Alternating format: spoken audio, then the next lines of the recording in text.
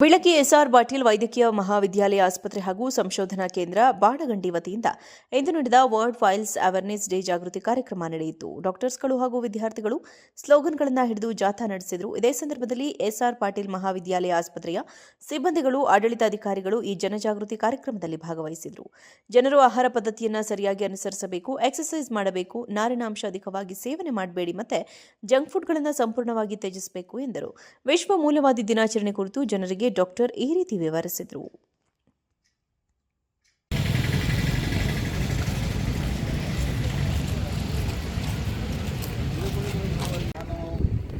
Association of colon and rectal surgeons of India joint secretary ಆಗಿದ್ದರಿಂದ ಒಂದು ಸಣ್ಣ message ಕೊಡಬೇಕಂತೀನಿ. Piles awareness day campaign and piles day ಮಾಡಿದ ಕಾರಣ ನಮ್ಮ ಎಲ್ಲ ಜನರಿಗೆ ಜಾಗೃತಿ ಮಾಡೋಕ್ಕೆ ಏನಂದರೆ, ಪೈಲ್ಸಿಗೆ we have qualified professionals surgeons, ಅವರನ್ನು ಭೇಟಿ ಕೊಡಿ.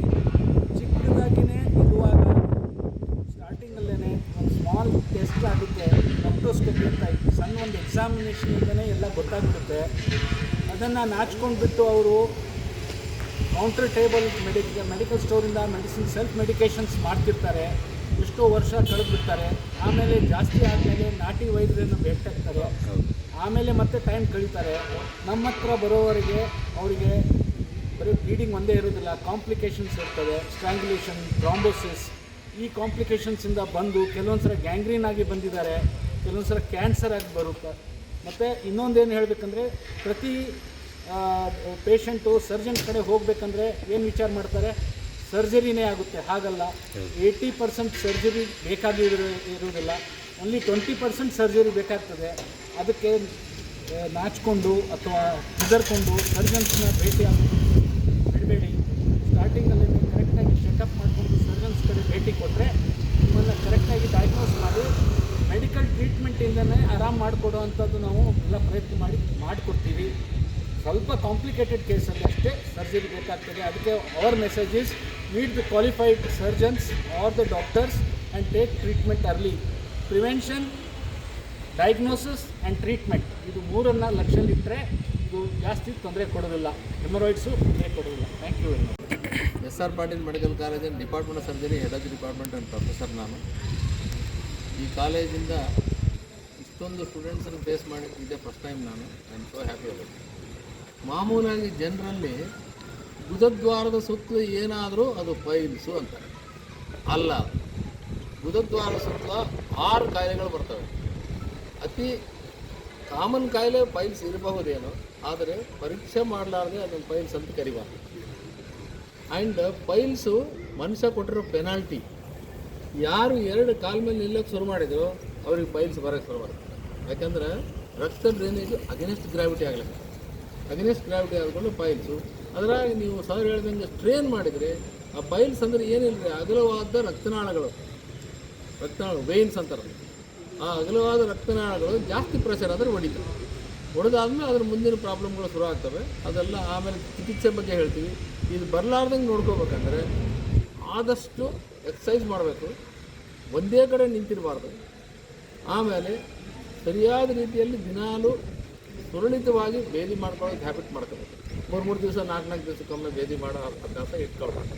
ಓಕೆ, ಅದಾದಮೇಲೆ ಸ್ವಲ್ಪ ಇದ್ದಾಗ ಬಂದು ತೋರಿಸಿದರೆ ನಾವು ಮುಂದೆ ಕಾಂಪ್ಲಿಕೇಶನ್ ಆಗೋದು, ಮೂಲವ್ಯಾಧಿ ಕಾಂಪ್ಲಿಕೇಶನ್ ಆಗೋದನ್ನು ಪೋಸ್ಟ್ಪೋನ್ ಮಾಡ್ಬೋದು.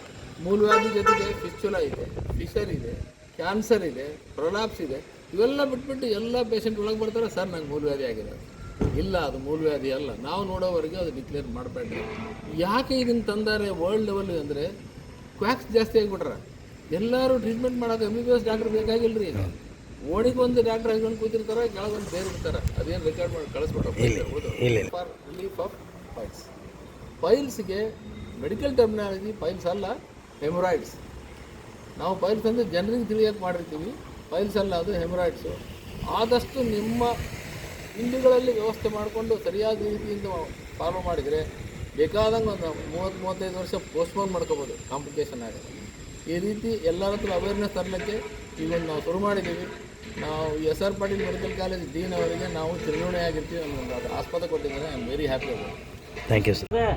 ಅಂದರೆ ನೀವು ಮೋಷನ್ ಪಾಸ್ ಮಾಡಲಿಕ್ಕೆ ಎಷ್ಟು ಅರ್ಜೆಂಟ್ ಮಾಡ್ತೀರಿ ಅಷ್ಟು ಬೇಗನೆ ನಿಮಗೆ ಪೈಲ್ಸ್ ಬರುವಂಥ ಸಾಧ್ಯತೆ ಜಾಸ್ತಿ ಇದೆ. ಒತ್ತಡ ಹಾಕೋಂಗಿಲ್ಲ, ರಿಲ್ಯಾಕ್ಸ್. ಒಂದು ಬೋರ್ಡ್ ಹಾಕ್ಯಾರ ಇಲ್ಲಿ, relax. You have to relax while attending the nature call, not in urgency. When you attend those things very urgently, it will be partial, incomplete. Every time you have to put pressure.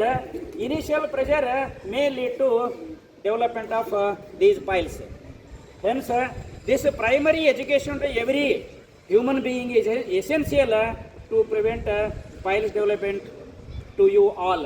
So, we need to understand this and spread the message to the community what we have to eat, how to prevent piles. That is why nationwide, maybe it is a worldwide, so we are creating awareness to the general public at large.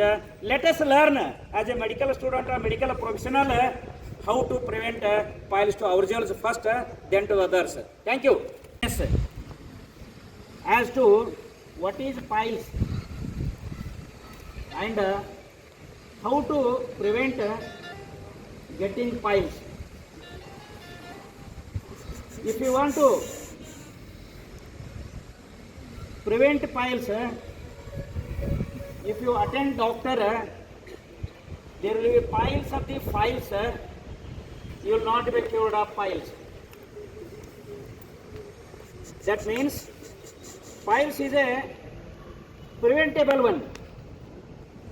Unless you adopt with the nature and eat whatever available in nature, not finely manufactured products like chocolates, like any other things which are branded things, junk foods particularly, they will cause constipation. You need to consume more and more fibrous diet. ನಾರಿರುವಂಥ ಆಹಾರನ ಎಷ್ಟು ದಿವಸ ಸೇವಿಸ್ತೀರಿ? ಒಂದು ವೇಳೆ ಮೊದಲನೇ ಸರಿ ಪಾಯಿಲ್ ಬಂದ ಗೊತ್ತಾಯಿತು ಅಂದರೆ